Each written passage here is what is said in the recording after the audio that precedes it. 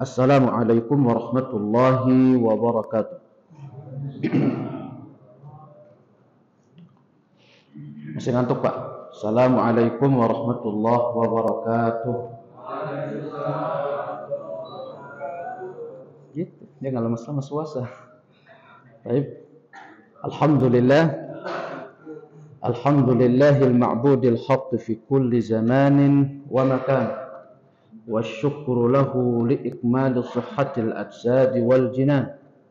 Ashhadu an la ilaha illallah wahdahu la syarika lah. وأشهد أن سيدنا محمدا عبده ورسوله لا نبي ولا رسول بعده اللهم صل وسلم عليه وعلى آله وأصحابه ومن سار على نهجه إلى يوم الدين أما بعد الله تعالى يقول يا أيها الذين آمنوا اتقوا الله حق تقاته ولا تموتن إلا وأنتم مسلمون. Bapak Ibu, ada ibu-ibunya enggak? Pulang. Oh, ada. Baik, puji syukur kita panjatkan kehadirat Allah Ta'ala. Bapak saya, kawan-kawan, subuh pagi hari ini kita bisa sholat jamaah bareng dalam keadaan sehat dan afiat dan sedang menjalankan puasa yang keempat. Ya enggak Pak? Ayah. Keempat ya? Oh 5. Kurang berarti. 5. Tarawih kita yang ke-4. Oh tarawihnya 4 Pak. Harusnya tarawihnya lebih banyak dong. 6. Iya tarawihnya yang ke-6. Baik. Jangan bilang Bapak puasanya sehari sebelum pemerintah. Bapak saya, dan syukur yang kedua adalah syukur terbesar. Artinya kita sadar bahwa kita ternyata sudah di bulan suci Ramadan. Ya, sekitar 25 atau 24 sisa. Artinya kita masih memiliki peluang yang cukup terbuka lebar. Poin yang pertama yang ingin saya sampaikan Bapak saya nasihat untuk subuh hari ini. Pertama, mohon maaf telat. Tadi itu selewat depan Pak. Cuman kok ketutup ya? Depan sini. Ketutup? Oh gitu. Saya baliknya lewat sana Pak, lewat belakang. Kelewatan lagi. Anda kurang kenal itu apanya? Gerbangnya. Nah, saya cari-cari gerbang apa? Al-Madani. Tulisannya kecil di apa itu? Ada punya pelang kecil Al-Madani. Nah, jadi nggak kelihatan. Baik, yang kedua, ibu saya dan bapak saya. Poin kedua, tadi poin pertama. Poin kedua, perbanyak syukur dan pertebal syukur. Ternyata kita berada di bulan suci Ramadan. Banyak kita punya teman, bapak saya, kemarin kita jalan bareng. Kemarin kita ngobrol bareng. Dan bahkan mungkin sehari ya sebelum masuk bulan suci Ramadan. Kita berbicara bersama dia itu agenda Ramadan. Tarawihnya bagaimana. Kemudian juga tadarus bagaimana. Allah ambil. Bahkan ada kita punya teman baru masuk bulan suci Ramadan sehari Allah ambil. Dan sekarang kita dalam keadaan sehat dan afiat, masih diberikan peluang-peluang besar oleh Allah Ta'ala. Dari sudut pandang ini Bapak saya, kita mestinya banyak-banyak bersyukur kepada Allah. Perjumpaan kita dengan bulan suci Ramadan. Yang mungkin sebelumnya kita nggak pernah berdoa, Bapak, nggak pernah minta sama Allah. Tapi Allah pertemukan, kasih tiket untuk berjumpa dengan bulan suci Ramadan. Ada orang sudah jauh-jauh hari minta sama Allah, tapi Allah ambil gitu, nggak ketemu. Kita yang nggak pernah minta, nggak pernah berdoa, jarang kita Pak berdoa bilang, ya Allah pertemukan saya dengan bulan suci Ramadan. Umumnya kita panik biasanya kalau masuk Ramadan dekat itu kaget. Apalagi yang jarang-jarang puasa. Waduh, ini nanti perut sebentar lagi ini apa? Nahan lapar. Apalagi kita yang jarang puasa, yang kita takutin itu hari pertama. Perutnya lulus atau enggak gitu. Apalagi kalau sahurannya pakai sambal. Udah tamat riwayat itu. Baik. Jadi saya ingin katakan bahwa tanpa kita meminta sekalipun, Allah pertemukan kita dengan bulan suci Ramadan. Itu Sidina sallallahu alaihi wasallam ketika beliau melihat tanggal 1 hilal muncul atau terbit. Doa beliau itu diantaranya beliau baca Allahumma ahillahu alaina bil yumni wal iman. Kalau saya boleh terjemah bebas Bapak saya ya. Sayyidina itu beliau bersabda begini. Ya Allah, tidak ada hilal yang terbit yang paling menggembirakan jiwa itu kecuali ketika melihat hilal bulan suci Ramadan. Makanya dulu salafus saleh ketika mereka berjumpa dengan bulan suci Ramadan, gerbang 6 bulan itu gerbang doa. Kalau kita 6 bulan itu masih lalai Pak biasanya. Biasanya kita sadar Ramadan itu ya paling 1 pekan begitu Kemenak mau mengumumkan untuk apa? Untuk ru'yah hilal. Itu baru kita sadar. Dulu ulama-ulama kita itu 6 bulan itu sudah gerbang doa. Untuk bagaimana? Allahumma balighna Ramadan. Ya Allah pertemukan kami dengan bulan suci Ramadan. Dan sekarang kita sudah berada di dalamnya. Bulan suci Ramadan kita sudah rengkuh Bapak saya. Bulan suci Ramadan kita sudah peluk. Tinggal sekarang apakah sesudah kita memeluk atau merengkuhnya kemudian kita akan sia-siakan? Nah, ini yang menjadi pertanyaan kita. Insya Allah lah kalau jamaah masjid di sini, insya Allah sudah tertanam. Ya, apalagi mungkin ada yang punya agenda khotam sekali, khotam 2 kali, bagus. Ya. Jadi bulan suci Ramadan kita sudah rengkuh. Berbahagia dengan bulan suci Ramadan, Bapak saya, sendirinya gembira hati berjumpa dengan bulan suci Ramadan itu sudah dapat nilai dari Allah. Modal senang doang itu sudah dapat nilai. Itu Allah sebutkan di dalam ayatnya, "Qul bi fadlillahi wa bi rahmatihi fa bidzalika falyafrahu huwa khairun mimma yajma'un." Katakan kepada mereka wahai Muhammad, dengan keutamaan Allah dan rahmatnya. Sementara kita faham Bapak bahwa siang dan malam-malamnya bulan suci Ramadan itu adalah hujan deras, saat-saat turunnya hujan deras, keutamaan dan rahmat. Malam-malamnya adalah rahmat, malam-malamnya adalah keutamaan. Kita kenal bulan suci Ramadan dengan bulan rahmat, bulan ampunan, bulan pembebasan dari neraka. Jadi Allah katakan kepada mereka wahai Muhammad, dengan keutamaan dan rahmatnya Allah, fabizalika falyafrahu. Hendaklah dengan itu mereka gembira. Jadi kalau kita mau terjemah bebas ya. Siapa yang gembira berjumpa dengan bulan yang dipenuhi dengan rahmat dan keutamaan? Ya bulan suci Ramadan. Ya, kalaupun para ulama tafsir itu menyebutkan fadl di sini banyak artinya. Ada yang mengatakan fadl itu Islam, ada yang mengatakan Quran, nanti kemudian rahmat itu adalah sunnah. Ya, tapi kalau kita baca ayat ini dan kita kita maknakan dengan makna yang lebih umum, masuk dalam kategori siapa yang senang berjumpa dengan karunia dan rahmat Allah, termasuk bulan suci Ramadan. Itu Allah katakan huwa khairun mimma yajma'u. Kegembiraan dia berjumpa dengan itu lebih baik daripada dunia yang dia cari dari ujung timur sampai ujung barat. Nah, jadi dengan modal kita senang ketemu bulan suci Ramadan itu sudah kebaikan dan bahkan lebih baik dari dunia yang dikumpulkan semuanya. Kita bertarung Bapak saya ya 11 bulan kita ngumpulin dunia dari ujung timur sampai ujung barat. Gembira ketemu sama bulan suci Ramadan itu masih jauh lebih baik. Itu Allah katakan. Nah, artinya alhamdulillah kita sudah berada di bulan suci Ramadan. Tinggal kita pandai-pandai sekarang, sisanya Bapak saya pandai-pandai untuk mengoptimalkan bulan ini sebagai peluang yang Allah berikan kepada kita. Jangan sampai sia-sia.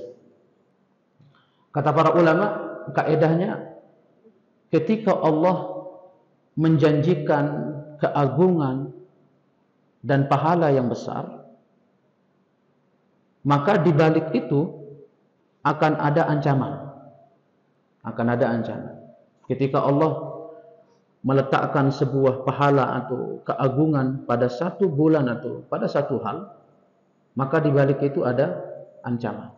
Makanya Sayyidina sallallahu alaihi wasallam itu pernah beliau bersabda begini, "Ragima'an, celaka atau binasa, man adraka Ramadan wa lam yughfar lah." Siapa yang dapat masuk bulan suci Ramadan, kemudian dia keluar dalam keadaan tidak diampuni oleh Allah. Itu Sidina mengatakan apa? Celaka atau binasa. Ya. Artinya pertemuan kita dengan bulan suci Ramadan juga harus was-was Bapak saya. Yang patut bergembira berjumpa dengan bulan suci Ramadan adalah mereka yang punya agenda. Sementara kita yang masuk ke bulan suci Ramadan hanya dengan modal nahan lapar sama nahan haus, tapi hari-harinya masih maksiat. Hari-harinya itu tidak menghormati dari bulan suci Ramadan.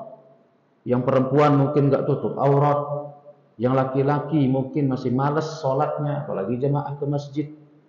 Jangan sampai ini kita masuk dalam kategori menyia-nyiakan Ramadan. Di balik karunia yang Allah letakkan agung, tetapi kita juga yang malas-malasan seolah seperti apa? Meremehkan bulan suci Ramadan. Maka ini terancam dia tadi. Mengatakan apa? Dia keluar dari bulan suci Ramadan tidak mendapatkan ampunan. Itu kebinasaan.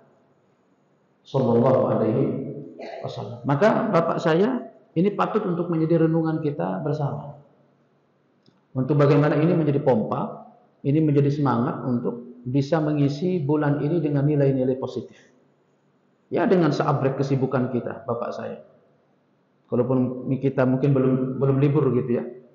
Yang aktivitas masih aktivitas, yang kerja masih kerja. Tetapi bagaimana kita yang pribadi-pribadi shaim ini, yang puasa ini mampu mengelola seluruh aktivitas itu untuk bermuara di muara-muara kebaikan.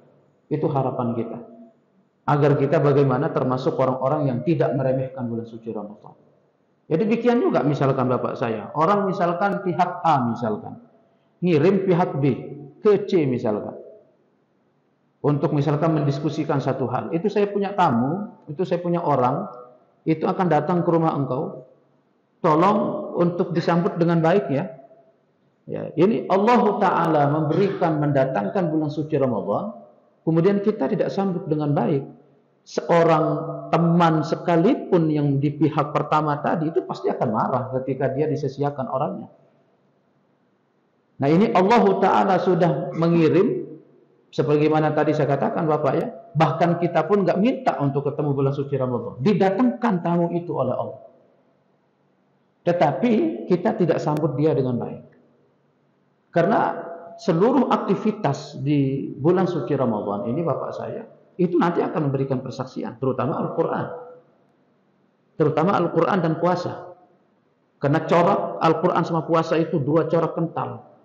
Karena memang di bulan suci Ramadan sendiri adalah bulan di mana Allah turunkan Al-Quran. Makanya nanti puasa sama Al-Quran ini akan datang nanti di akhirat. Itu dia mengatakan, ya Allah, izinkan aku untuk memberikan syafaat kepada dia, kata puasa. Kenapa? Karena dengan sebab akulah mereka itu menahan lapar dan haus di siang harinya.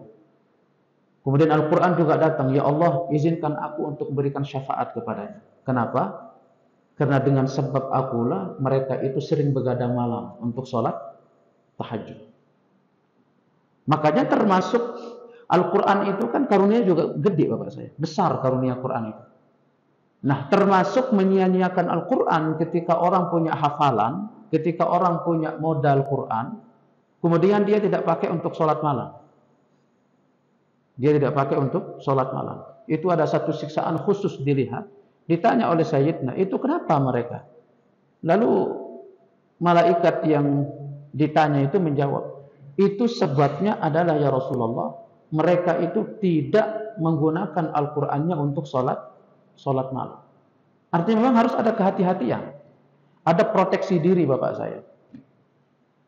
Nah kemudian kalau kita kumpulkan semua maklumat ini Bapak saya, kalau kita mau sesuaikan atau cocokkan dengan keadaan kita, maka boleh kita katakan bahwa kenapa Allah Ta'ala meletakkan bulan suci Ramadan itu di ujung?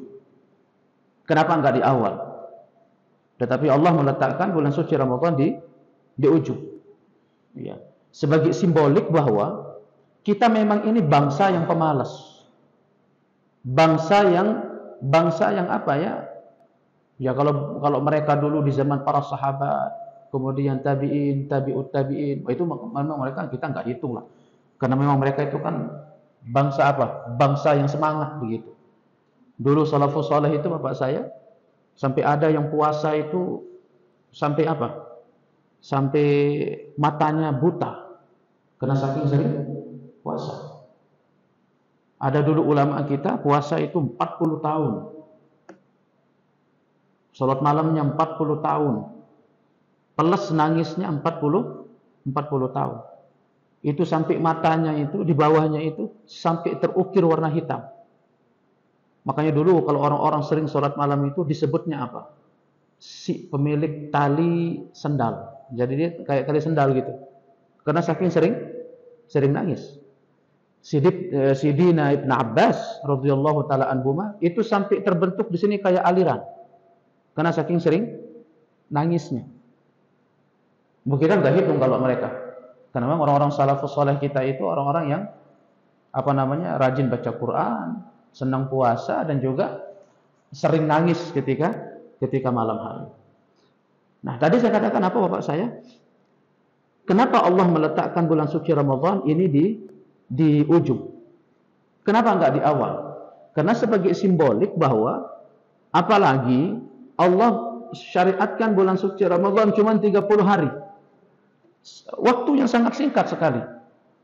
Waktu yang sangat singkat, tapi tapi proyek paket yang Allah siapkan itu adalah benar-benar curahan karunia dan rahmat. Yang malas sedekah di bulan suci Ramadan, yang malas sedekah di luar bulan suci Ramadan. Nah, memang peluangnya untuk yang kita malas-malas sedekah itu di bulan suci Ramadan. Yang dimana orang dia sedekah sedikit, itu dibayar banyak oleh Allah. Yang mungkin tidak sama ketika di luar bulan suci Ramadan. Yang malas baca Quran, peluangnya di bulan suci Ramadan. Yang dimana pelipat gandaan pahalanya itu kan lebih gede. Yang mungkin beda dengan di luar bulan suci Ramadan. Yang malas sholat malam, peluangnya di bulan suci Ramadan. Yang 2 rakaat itu ditawar nilainya oleh Allah dengan nilai yang gede. Kemudian yang malas puasa, kesempatannya adalah di mana? Di bulan suci Ramadan. Makanya kita akan menjadi celaka Bapak saya kalau kita nggak bisa mengoptimalkan waktu yang singkat ini. Karena kita adalah bangsa apa tadi? Bangsa pemalas. Kita pikirkan kata para ulama, kenapa Allah meletakkan bulan suci Ramadan di ujung? Sebagai simbolik tentang keberpulangan seseorang kepada Allah. Setidaknya kalau usianya itu genap di situ, atau mungkin kita ambil ganjil lah di situ, setidaknya dia pulang dalam keadaan membawa bekal yang secukupnya. Ya. Maka dari sudut pandang ini, perjumpaan kita dengan bulan suci Ramadan perjumpaan yang sangat besar dan agung yang harus kita bersyukur kepada Allah Ta'ala yang Allah tidak berikan pada sebagian orang. Makanya Imam Abu Dzar radhiyallahu taala anhu itu bapak saya ketika beliau menghadapi detik-detik kematian, sakratul maut. Sakratul maut. Kemudian beliau itu sempat meneteskan air mata, bahkan terbilang deras. Beliau menangis ketika menghadapi detik-detik kematian. Orang-orang yang ada di sekitar itu beliau ditanya, "Maza yubki?" Wahai Imam, kenapa engkau menangis? Kata Imam, yang aku tangisi adalah ketika nanti orang-orang berpuasa sedangkan aku tidak ada di situ. Jadi yang membuat salaf itu rindu itu Bapak saya adalah puasa. Bukan hanya puasa Ramadan loh Pak. Tapi ini keseluruhan puasa. Puasa sunnah dan puasa wajib. Ya, ketika orang-orang saleh itu berpuasa, sedangkan aku tidak ada di situ. Namanya dicari, fulan bin fulan puasa, fulan bin fulan puasa. Abu Dzar karena sudah meninggal. Dan itulah yang ditangisi oleh Abu Dzar. Karena kalau sudah di ujung kehidupannya nggak bisa balik lagi. Kemudian kedua, wa yusallil musallun wa ana lastu minhum. Dan salatlah orang-orang yang salat bersaf, sedangkan aku tidak ada di tengah-tengah saf itu. Jadi yang ditangisi oleh beliau itu adalah hal yang paling nikmat bagi Imam Abu Dzar ketika kaki itu bergesekan di saf salat berjamaah. Itu hal yang paling nikmat dan yang paling merindukan bagi orang yang untuk meninggal. Kemudian ketiga kata Imam, wa yadhkurahu Allahu zakirun wa ana lastu minhum. Dan berzikirlah orang-orang yang berzikir sedangkan aku tidak ada di majelis itu. Nah, ini yang ketiga tiga hal yang buat Abu Dzar menangis. Tidak bisa sholat bareng, tidak bisa puasa bareng, sama tidak bisa majelis ilmu bareng. Ya kalau kita meninggal apa yang kita tangisi? Sedih kita, keluarga kita bagaimana, kerjaan kita bagaimana, rumah kita bagaimana. Kalau mereka itu tiga hal itu. Makanya dulu ada satu ulama salaf bapak saya ya. Satu ulama salaf itu mau meninggal. Kalau nggak salah namanya Abu Bakar. Karena dia punya anak namanya Bakar. Bukan Abu Bakar sahabat ya.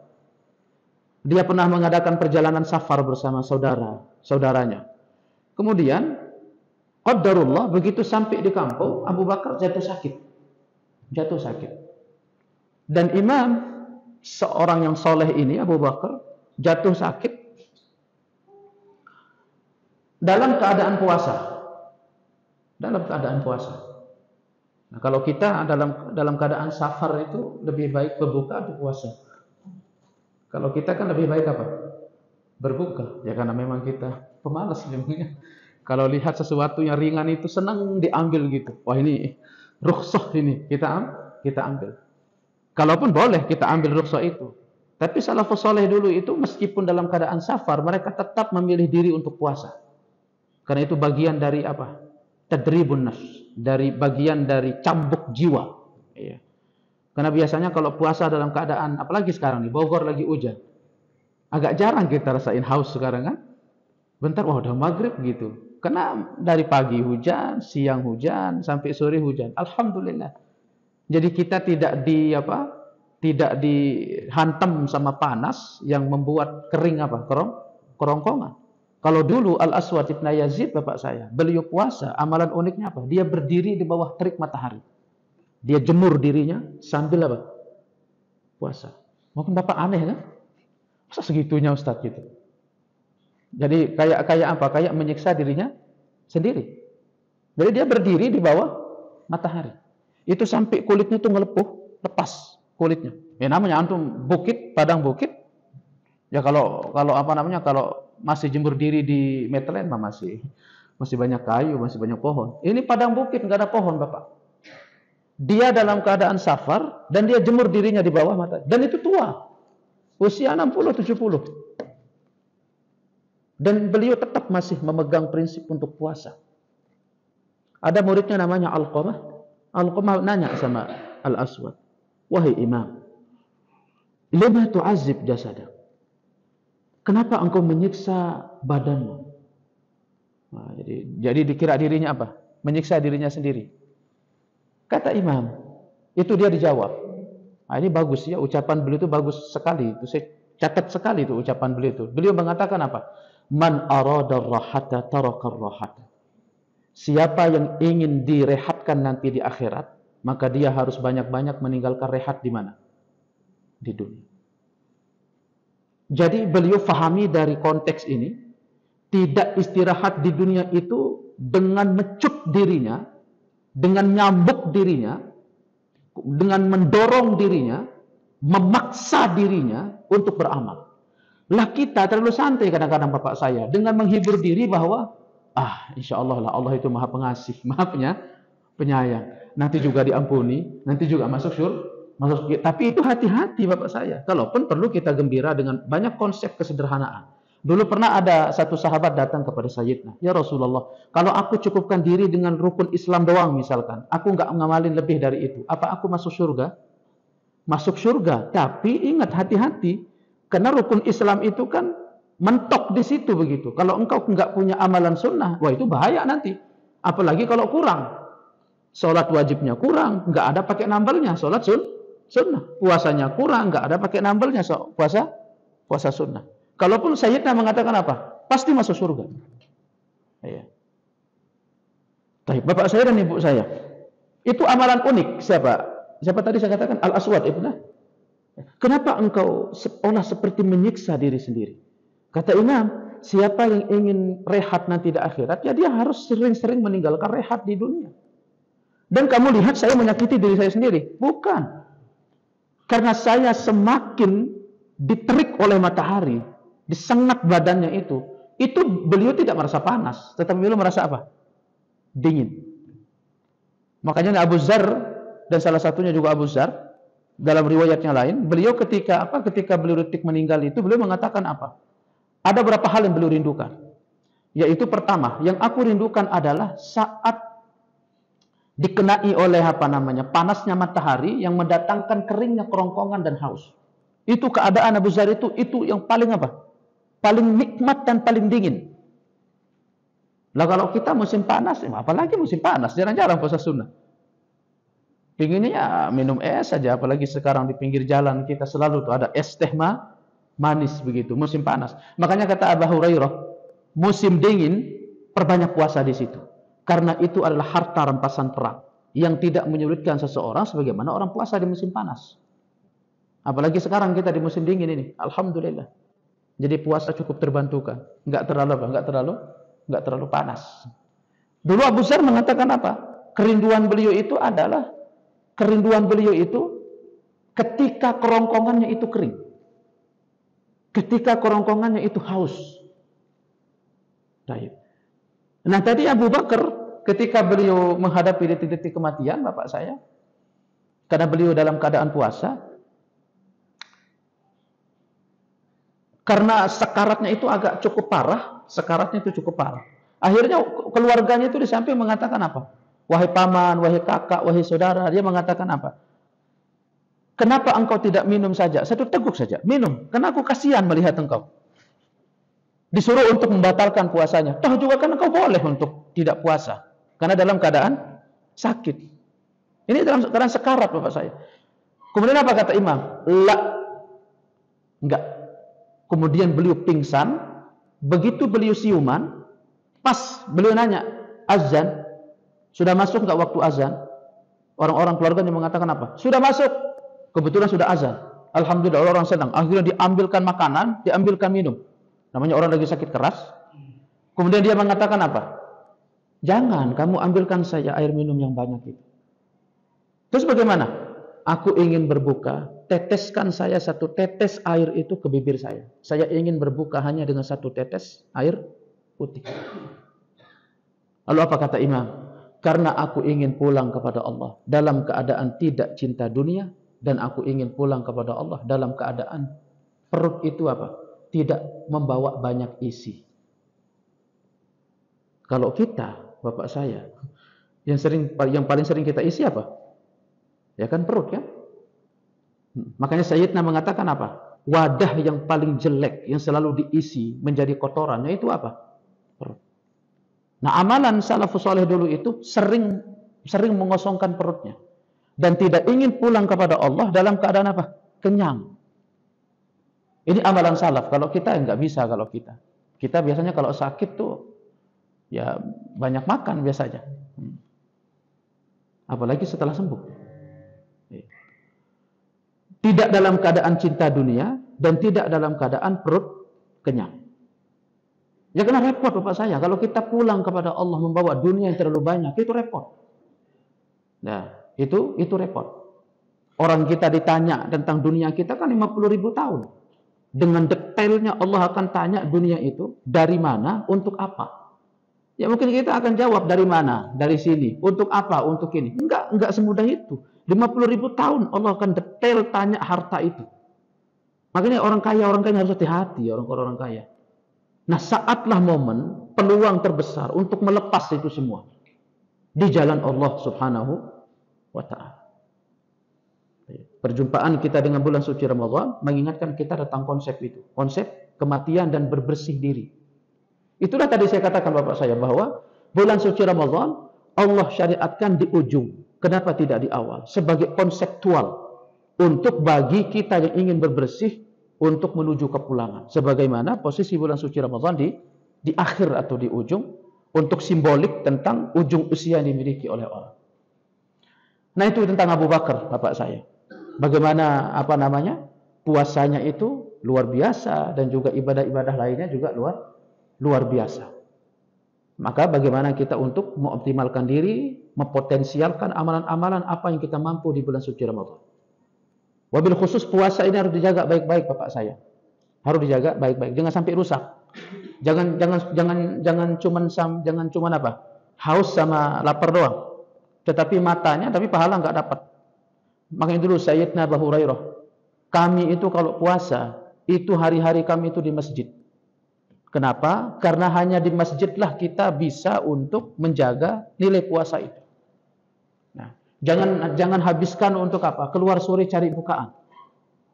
Ya, apalagi mohon maaf di Metlen, di Cilengsi itu, waduh, mak-mak itu kalau pakai baju itu nauzubillah min zalik. Iya. Kadang dia cari bukaan sore hari, dia keluar pakai dress tidurnya. Kadang nggak dilihat juga gimana orang di depan mata.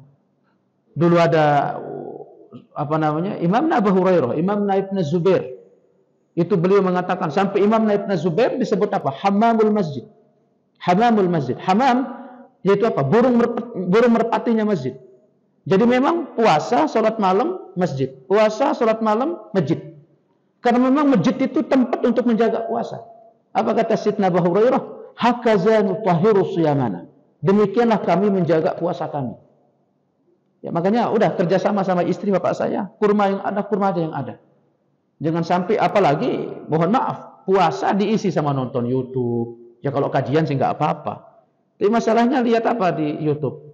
Lihat orang gibah, lihat orang saling hujat. Ya gimana mau tahan pahala puasanya? Ya rubba shaimin laisa lahu illal ju' wal 'atash. Berapa banyak orang puasa tidak mendapatkan kecuali haus sama lapar. Nah, ini perlu kita jaga. Sayyidina sallallahu alaihi wasallam yaqul, la yasumu 'abdun yawman fi sabilillah. Tidak seorang itu puasa sehari saja. Apalagi kita puasa 30 hari bulan suci Ramadan. Seorang puasa sehari saja Bapak saya, dia puasa di jalan Allah ikhlas.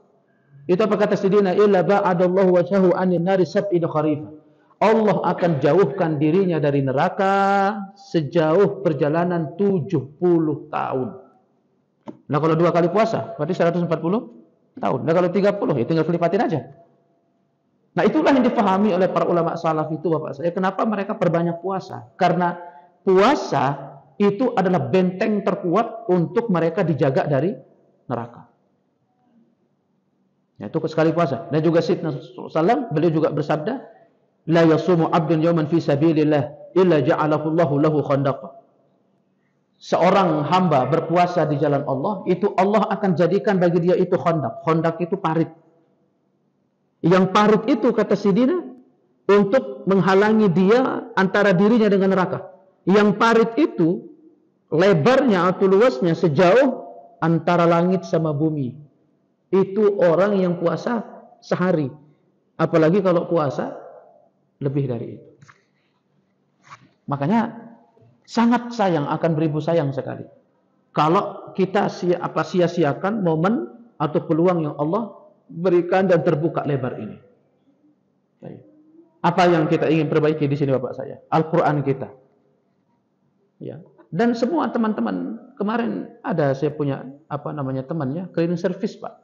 Cleaning service yang kita ngobrol, cleaning service teman di rumah sakit, cleaning service, dia punya agenda untuk bagaimana bisa infak sekian sama dia bisa khotam Al-Quran sekali. itu dengan pekerjaan yang mungkin jauh lebih sulit dibanding dengan kita. Yang kita mungkin pekerjaannya itu mungkin cukup ringan bagi sebagian teman. Kadang-kadang duduk di laptop, kadang duduk di komputer di depan, masuk kantor cuma duduk di kantor. Ngetik-ngetik begitu. Ada sisa waktu, kemudian ngantuk-ngantuk kan begitu sambil. Daripada seperti itu, saya punya teman bapak saya, dia di bagian permesinan, mesin, iya, orang PT, ya, untuk ngurus-ngurus mesin. Itu dia punya agenda untuk bagaimana bisa khotam sekali. Mereka dengan pekerjaan yang mungkin bagi kita itu jauh lebih sulit dibanding kita. Tapi mereka punya agenda. Nah, jangan sampai kita yang diberikan keluangan waktu, kita nggak punya agenda di bulan suci Ramadan. Wah, ini kita bisa sangat rugi gitu. Sangatlah rugi kita kalau nggak punya agenda. Ya paling enggak lah, kalau enggak pun khotam mungkin qiraahnya, tadarusnya. Habis tadarus mungkin apa? Tadabbur terhadap ayat. Itu bagus sekali. Ya. Karena Al-Quran akan datang memberikan syafaat. Kemudian apa lagi? Ya puasanya diperbaiki tadi. Kemudian apa lagi? Sedekah. Sedekah. Apalagi sedekah sama puasa itu juga nilai kentalnya kuat bapak saya. Nah ini orang-orang kaya yang punya gaji. Itu pernah dulu Sayyidatina Aisyah pernah diberikan oleh Khalifah Muawiyah itu 5 miliar. 100.000 dinar. Ya, 5 miliar. Itu kalau kita kurs ke rupiah itu sekitar 5 miliar. Dibawain uang satu karung, bukan satu gepok lagi. Ini satu karung dibawa uang. Itu Sayyidatina Aisyah dibuka karungnya, dilihat. Allahu Akbar, ini uang kebanyakan. Akhirnya dipanggil beliau punya pembantu. Dipanggil punya pembantu, dia bilang apa? Ini uang kebanyakan, kata beliau Sayyidatina Aisyah. Terus bagaimana Bunda? Ya sudah, ini uang kamu bagi-bagi ke semua orang. 5 miliar loh. Loh, kalau kita dikasih 5 miliar, disisain lah. Deposito pastinya. Oh, untuk masa depan yang lebih cerah, ya enggak? Untuk masa tua yang terjamin. Pasti kita akan nyari referensi. Referensi apa? Apa biasanya orang itu ini untuk uangnya itu bisa disimpan tuh. Nanti untuk apa? Untuk sakit segala macam. Apa namanya itu? Asuransi. Pasti dia akan cari referensi asuransi yang bagus. Ini Sayyidatina Aisyah 5 miliar. Ibu-ibu nih, ada ibu nggak di belakang ini? Kemudian beliau Sayyidatina Aisyah dikenal juga beliau itu sampai tua tetap puasa. Karena beliau wafat dalam keadaan puasa. Istri-istri Nabi itu Pak saya, itu rata-rata banyak puasa. Sayyidatina Hafsah kata Imam Nanafi, muridnya, ya karena ibunda juga ngajar ya, ibunda itu ngajar di balik hijab. Jadi kalau ada sahabat-sahabat yang mau belajar, ada ulama-ulama mau belajar. Imam Nafi itu belajar sama bunda Hafsah. Itu kadang kalau nanya hadis atau apa bunda nanya tentang hadis dari balik tabir. Karena istri Nabi itu nggak boleh dilihat. Ya. Karena sudah pasti ya istri-istri Rasulullah itu apa memiliki memiliki kesempurnaan baik dari fisik dan yang lain. Beliau wafat dalam keadaan apa? Kata Imam Nanafi, ibunda Hafsah itu wafat dalam keadaan belum berbuka. Karena dalam keadaan puasa. Sayyidatina Aisyah besoknya puasa setelah ngasih 5 miliar. Puasa, kemudian beliau nanya sama pembantu. Mbak, kita ada berbuka enggak sekarang? Aduh bunda, enggak ada bukaan. Enggak ada apa-apa di dalam lemari. Ya sudahlah, pakai air aja.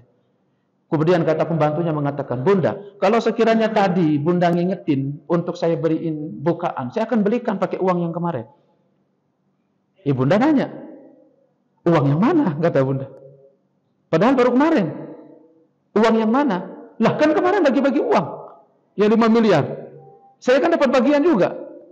Juga saya bagi ke semua orang. Apa kata Sayyidatina Aisyah? Kalau sekiranya aku ingat, mungkin aku suruh kamu beliin saya apa? Bukaan. Lupa coba beliau radhiyallahu taala anha. Itu istri Rasulullah, Pak. 5 miliar besoknya sudah lupa. Lah kita ngasih orang 200. Oh, itu jadi bulan-bulanan itu. Kurang ajar kamu ya. Dulu yang bantu kamu 200.000, bayar utang saya loh. 1.000. Wah, itu aja yang diceritain gitu. Ini orang 5 miliar. Ya. Kita ngasih ke teman 100.000 itu aja itu aja yang disebut. Sampai akhirnya jadi batal pahala sedekahnya. Kan itu yang Allah katakan, qaulun ma'rufun khairum min shadaqatin yatba'uha adza, wallahu ghaniyyun halim. Ucapan yang baik dan juga pengampunan yang baik, suka ngasih maaf ke orang, itu lebih baik daripada sedekah yang diiringi dengan apa? Nyakitin orang.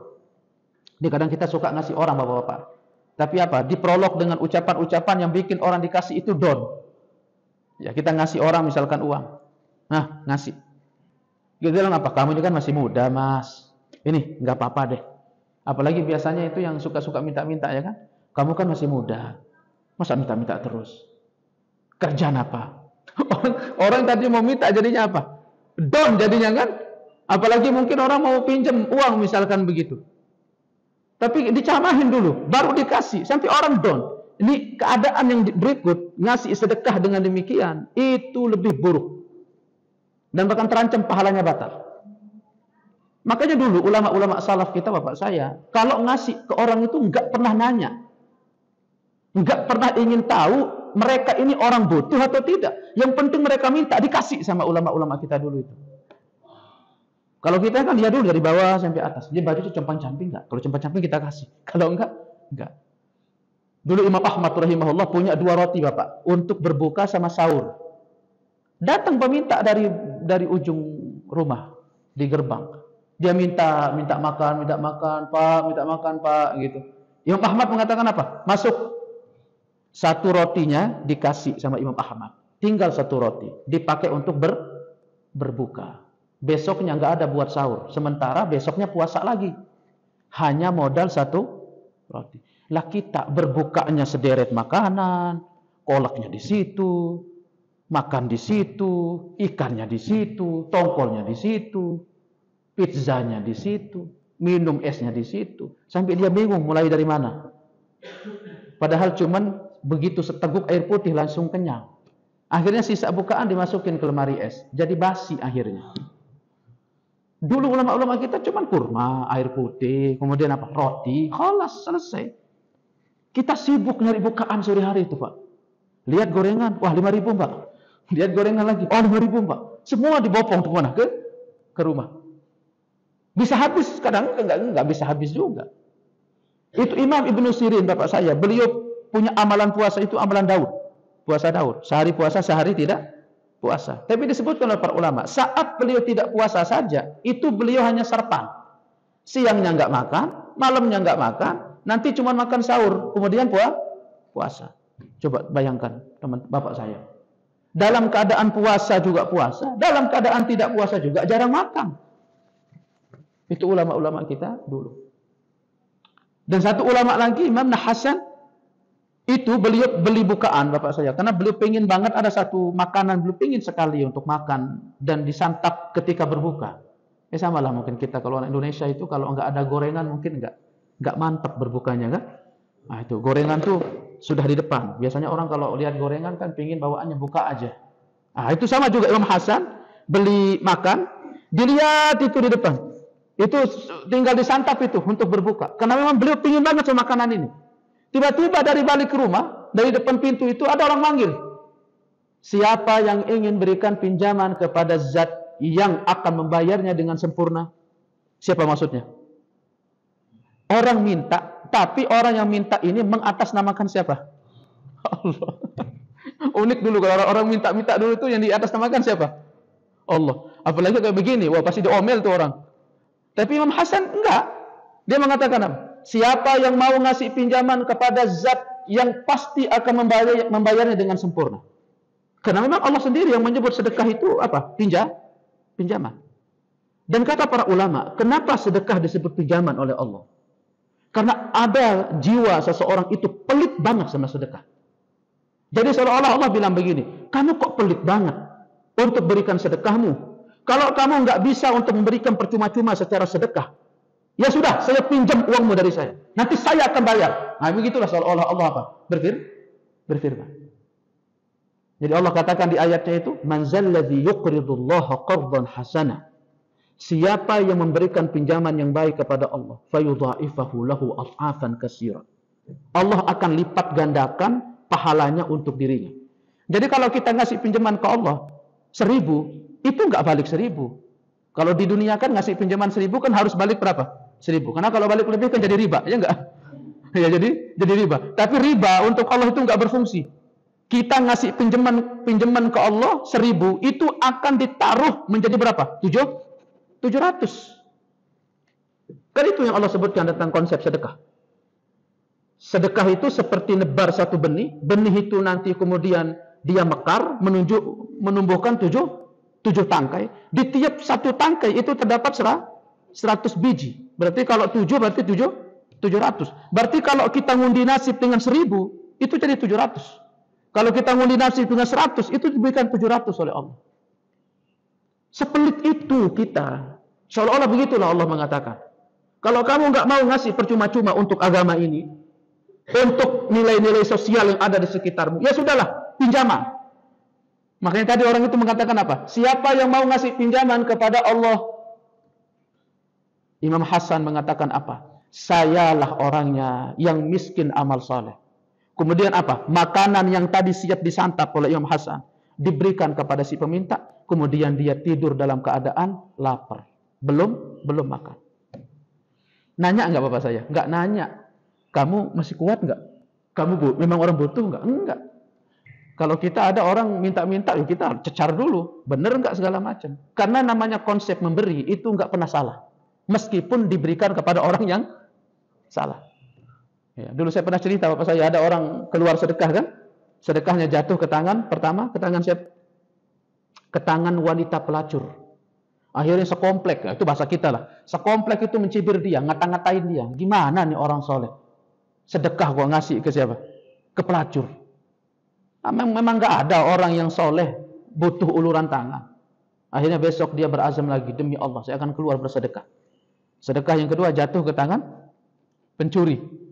Oh, dicibir lagi sama satu komplek. Oh, ngasih pencuri. Gimana ceritanya? Kemudian besoknya lagi dia berazam, ya Allah, besok saya sedekah. Dia keluar lagi kerja, bawa sedekahnya, diletakin sedekahnya. Ini yang paling menyakitkan, Pak. Kalau yang kedua mungkin masih mending lah. Yang ketiga sedekahnya ternyata jatuh ke tangan orang kaya. Wow, itu dicibir habis-habisan itu sama satu komplek. Dia bilang, kamu sedekah kok sama orang kaya sedekah. Apa kurang orang miskin ini? Kok sedekah sama orang kaya? Sampai tadi yang sedekah itu dia mengatakan apa? Ya Allah, saya berhenti sedekah sudah. Sampai dia mengatakan berhenti sedekah. Akhirnya malaikat datang ke dalam mimpinya. Kemudian malaikat itu mengatakan bahwa dalam 3 kejadian itu sudah sudah hal yang ditetapkan oleh Allah. Sedekah yang jatuh ke tangan wanita pelacur itu, moga-moga dengan harta yang halal dari engkau itu berberkah. Apa yang dia ambil, semoga dia berhenti menjadi wanita pelacur. Karena kadang uang yang berkah itu bapak saya, kalau dia berkah, itu kalaupun nilainya sedikit, itu kadang bisa bikin orang berubah. Kadang bukan tentang soal nominal, kadang-kadang bukan tentang soal banyaknya. Kemudian kedua, kenapa tadi orang pencuri? Ya, semoga dengan harta yang berkah tadi, moga-moga dia berhenti menjadi pencuri. Nah, kalau yang ketiga ini, apa kata malaikat? Moga-moga orang yang kaya tadi pelit, merasa tersungging tuh kalau sedekah dari nerima sedekah dari orang yang miskin. Artinya orang yang miskin aja sedekah, ya mestinya orang kaya lebih banyak sedekah, kan begitu mestinya.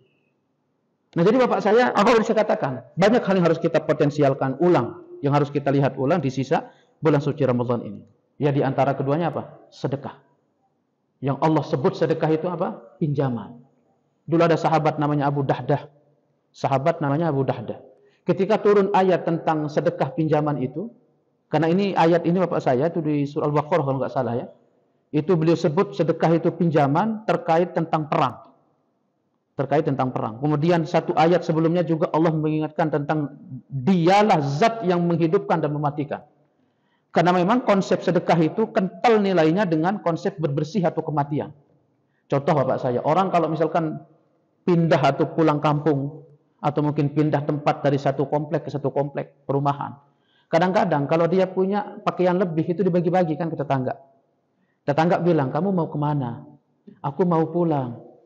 Ya, daripada ini tas aku penuh, lebih baik aku berikan. Kadang-kadang kalau yang punya rezeki lebih, bahkan kalau ada uang dibagi-bagi ke anak tetangga.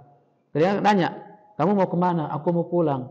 Doain ya, semoga selamat sampai tujuan. Nah, jadi konsep ketika berbersih itulah sedekah. Dan biasanya itu dilakukan di ujung kehidupan, ujung usia. Makanya dulu bapak saya, ulama-ulama kita itu senang banget sedekah. Itu sampai satu sahabat itu, begitu turun ayat lan tanalul birra hatta tunfiqu mimma tuhibbun. Itu kalau saya baca kisah-kisah itu, ya Allah, ini orang-orang ini luar biasa. Sekali baca ayat itu langsung luka hatinya. Kita dijel-jelin ayat, dijel-jelin hadis, sampai kadang berbusa ustadznya ngomong gitu kan. Cuma keadaan biasa aja gitu. Dulu mereka baca satu ayat itu, la ilaha illallah. Kalian tidak akan mencapai kepada kebaikan sampai kalian menginfakkan apa yang paling kalian cintai. Sampai ada satu sahabat itu, dia nggak pernah lepas dari sedekah. Sampai rumahnya itu kosong, tidak ada sesuatu yang ada di dalam rumah itu kecuali kue-kuean dan juga bumbu-bumbuan seperti basolan, itu bawang. Bawang yang ada dikasih ke tetangganya, kue yang ada dikasih ke tetangganya. Sampai seperti itu mereka dalam memahami konsep sedekah. Iya, pinjangan. Saya katakan apa? Abu Dahdah. Abu Dahdah lebih unik lagi, Pak.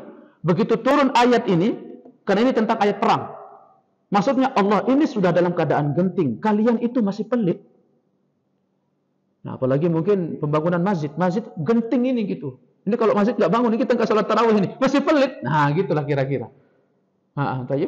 Ini orang mau perang, kita masih tarik ulur gitu. Ngasih nggak ya? Ngasih nggak ya? Makanya Allah katakan apa? Ya sudahlah, kalau kamu nggak mau ngasih percuma-cuma, saya anggap itu jadi hutang.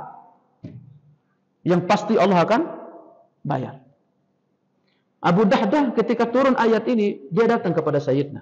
Ya Rasulullah, Allah butuh pinjaman? Allah butuh pinjaman? Karena Allah kan zat maha kaya, kok butuh pinjaman?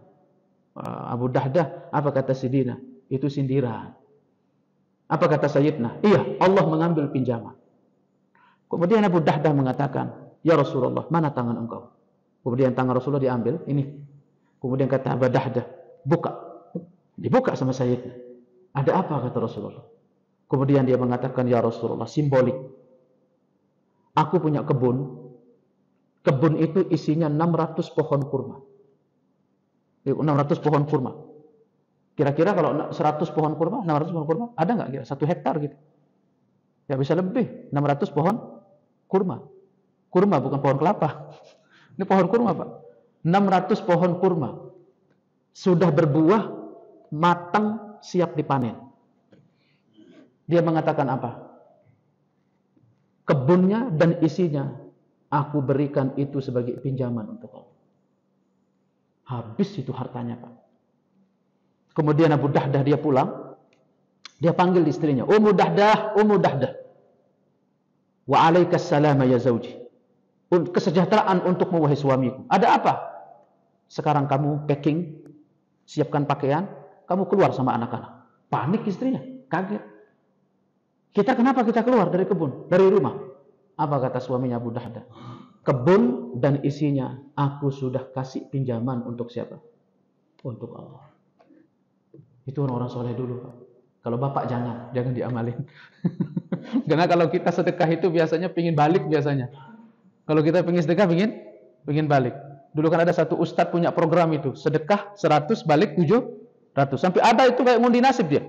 Lepas, 200 ribu. Bismillah, oh kaya nih, bismillah, kaya ini. Sampai ada apa? Lepas mobil Avanza, baliknya apa? Fortuner gitu kan? Gitu. Ya, lepas mobil Xenia nanti baliknya apa? Baliknya Alphard kan gitu kan. Kan ada konsep sedekah begitu. Akhirnya begitu nggak balik-balik, sebulan ditunggu, 2 bulan ditunggu, ustadznya yang yang dicari. Ini mana kok sedekahnya kok nggak balik-balik? Ya ustadz mana bisa ngembaliin sedekah? Ya nggak bisa karena itu dikembalikan oleh siapa? Oleh Allah. Dan Ummu Dahdah, bapak saya, begitu Abu Dahdah mengatakan, kebun dan isinya ini aku sudah kasih pinjaman kepada siapa? Allah. Ummu Dahdah nangis nggak? Tertawa dia, Ummu Dahdah, senyum. Dia mengatakan apa? Wahai suamiku, kalau Allah sudah ngambil pinjaman, itu pasti Allah akan bayar. Padahal tidak ada ketentuan balik bayarnya kapan. Itu kepastiannya apa? Ya, kepastiannya akhirat. Ya. Jadi banyak hal yang harus kita potensialkan. Baca Al-Quran, kemudian sholat malamnya. Yang kita juga mungkin tipe orang yang malas-malas dulu sholat apa? Sholat tahajud. Allah pindah sholat tahajudnya setelah sholat Isya. Yang keumuman kita kan kalau di luar kan kita sholat tahajud tidur dulu, ya enggak? Sampai ada satu ulama itu tahajud, dibilang tahajud itu harus tidur dulu Pak, kalaupun sebentar. Kalaupun ini masih dalam diok masa dalil para ulama. Kalaupun para ulama mengatakan ya kalaupun nggak tidur, misalkan begadang-begadang apa gitu, daripada sebelum tidur, baik 2 rakaat aja dulu. Ya kan, baru kita tidur, dapat tuh sholat malam 2 rakaat. Tapi satu ulama mengatakan harus tidur.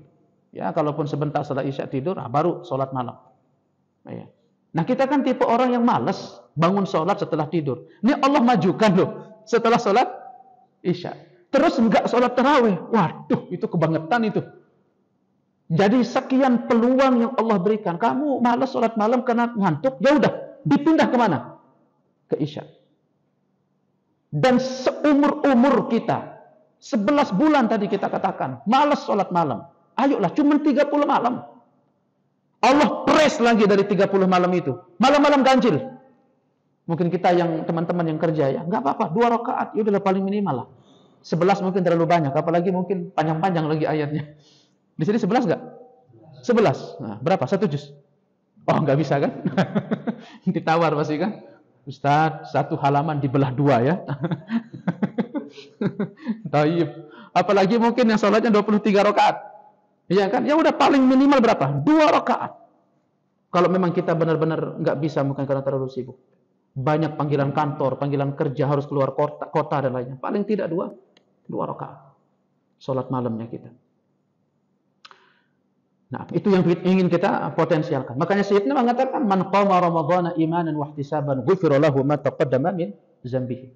Siapa yang bangun salat di bulan suci Ramadan dengan penuh iman dan ikhlas, maka Allah akan ampuni dosa-dosanya yang telah lewat. Itu salat malam. Apalagi tadi ketiga sedekah. Nah, sekarang Bapak saya, kita melihat banyak peluang untuk sedekah, masjid, kegiatan-kegiatan Islam, kajian-kajian. Itu peluang-peluang yang Allah berikan untuk kita. Dan jangan anggap remeh sedekah itu. Mau sedikit, silakan aja ikut berperan di dalam sedekah. Karena sedekah itu bukan tentang soal sedikit dan banyak, tapi yang paling penting itu ikhlasnya. Tapi banyak juga penting. Karena tentu yang sedekah 100.000 ya beda dengan orang yang sedekah 1.000. Apalagi kita di bulan suci Ramadan ini ada disisip 1 malam Lailatul Qadar. Allah press itu, malam-malam ganjil. Ya sudahlah, kamu kejar di situ. Malam ganjil Allah press lagi. Malam keberapa, Pak? Yang paling memungkinkan Lailatul Qadar itu turun. 21 kata Bapak. Berarti beliau pegang yang 21. Kalau yang lain berapa? 17. Ya, Imam Syafi'i 17. Dan uniknya mazhab Syafi'i, bukan mazhab Syafi'i, pendapat beliau Imam Syafi'i itu malam 17. Makanya kan tradisi Indonesia itu nuzul Quran itu malam berapa? 17. Karena di situ turun Quran. Karena kan Lailatul Qadar. Nah, Imam Syafi'i malam 17. Malam 17, dan apa kata Imam Syafi'i? Dan itu pasti di tiap malam 17. Jadi dia nggak berpindah-pindah. Jadi kalau ada orang lewat malam 17, ya udah tamat riwayatnya. Nggak bisa lagi ngejar Lailatul Qadar. Tapi kalau ulama-ulama lain menyebutkan bahwa Lailatul Qadar itu berpindah-pindah. Kalau kita lihat redaksi hadis itu kan banyak. Ada yang mengatakan malam ke-1, bahkan ada malam ke-1. Ada yang mengatakan malam ke-3, malam ke-7, malam ke-17, sampai malam ke-21, 23, 25, 27, 29. Pokoknya malam-malam ganjil. Makanya biasanya beberapa masjid di kota itu ramai kalau malam ganjil. Buru Lailatul Qadar. Nggak taunya turun di malam pertama. Ya, itu nggak apa-apa, nggak akan sia-sia. Intinya kita sudah beriltimas, bersungguh-sungguh untuk mengejar. Makanya kata Syekhna Ibnu Utsaimin rahimahullah, kalau ingin ngejar Lailatul Qadar itu dari malam pertama. Makanya tadi Bapak saya cleaning service tadi itu dia punya agenda. Dia ingin nabung, dia pengen nabung sedekah 60.000. Ini selalu saya jadiin materi ceramah ini. Karena terkesan sekali saya, cleaning service, di lacinya dia sudah taruh 60.000. Karena dia ingin sedekah setiap malam 2.000. Ya karena mungkin cuma itu dia punya uang masalahnya. Sementara sisanya untuk keluarganya. Apa dia bilang? Ustaz, 2.000 setiap malam. Masa enggak ada yang bertepatan sama Lailatul Qadar? Dari malam pertama sampai malam ke-30. Lah 2.000 bertepatan sama Lailatul Qadar ya 83 tahun loh, 2.000. La ilaha illallah. Makanya yang dari kemarin sudah telat ya, telat ibunya. Ya tapi ya sisanya kita masih punya. Sekarang kalau bisa, begitu datang tarawih, kalau bisa itu bawa uang 5.000, 2.000. Keropak amal itu lewat. Celing 2.000. Bertepatan dengan Lailatul Qadar. Berapa? 83 tahun. Ya, itu sengaja Allah sisipkan dan Allah sembunyikan. Artinya itu maha pemurah Allah. Kita yang mungkin pendek usia ini. Makanya Sayyidina itu pernah nangis ketika melihat umat-umat dulu itu, umat Nabi Musa, umat Nabi Isa, usia-usianya panjang. Kemudian Sayyidina menangis dengan melihat usia kita pendek, tidak bisa untuk melaju, mengejar amalan mereka. Lalu Allah hibur Sayyidina dengan turunlah surat apa? Inna a'tainaka al-kausar. Al-kausar disebut maksudnya apa? Lailatul Qadar. Ya, di mana satu malam itu 83 tahun. Ya mungkin ada orang yang mungkin usianya nggak sampai ke situ. Sudah jam berapa, Pak? Anak keenakan ngomong ini. Allahu Akbar. 6:16. Nah, jadi intinya bahwa kita ingin bulan suci Ramadan kali ini Bapak saya untuk kita bisa potensialkan diri, untuk bisa memanfaatkan momen yang terbuka lebar ini sebagai bentuk dan wujud syukur kita kepada Allah. Bahagia kita berjumpa dengan bulan suci Ramadan dengan kita isi dengan aktivitas yang positif. Bukan hanya sekedar bahagia, tetapi sekedar seremonial. Berulang kali setiap tahun, tetapi keadaan kita begitu-begitu saja. Jadi kita ingin, dari sini kita berangkat, ingin menjadi pribadi yang lebih baik, ke depan ingin menjadi yang lebih bermanfaat, baik untuk sosial maupun untuk secara pribadi dari nilai-nilai agama dan ibadah kita. Itu yang kita harapkan di bulan suci Ramadan ini. Semoga apa yang kita sebutkan tadi, Allah Subhanahu wa taala memudahkan kita, memberikan kita pertolongan untuk kita mudah mengamalkannya. Amin ya rabbal alamin. Ada pertanyaan, Pak, sebelum kita tutup? Pengen tidur ya? Biasanya enak tuh tidur pagi-pagi. Enggak ada ya? Baik, ini bisa saya sampaikan. Kurang lebihnya saya mohon maaf. Semoga apa tadi yang kita sampaikan dan Bapak yang hadir semoga selalu diberikan kesehatan, diberikan afiat, dan kita bisa berjumpa lagi nanti di lain waktu. Wallahu waliyun zalika wal qadiru alaih. Subhanakallahumma wa bihamdika asyhadu an la ilaha illa anta astaghfiruka wa atubu ilaik. Assalamualaikum warahmatullahi wabarakatuh.